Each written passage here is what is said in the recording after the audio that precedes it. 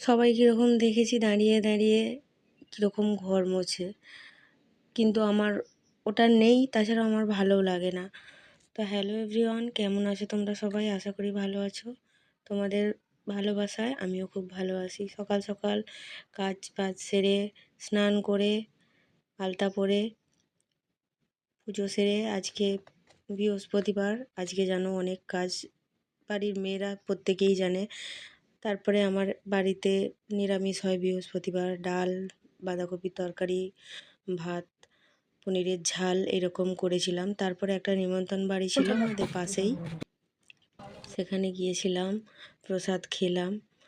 প্রসাদে অনেক কিছু আইটেম হয়েছিল, সবথেকে ভালো লেগেছিল এই ময়দার সবজি।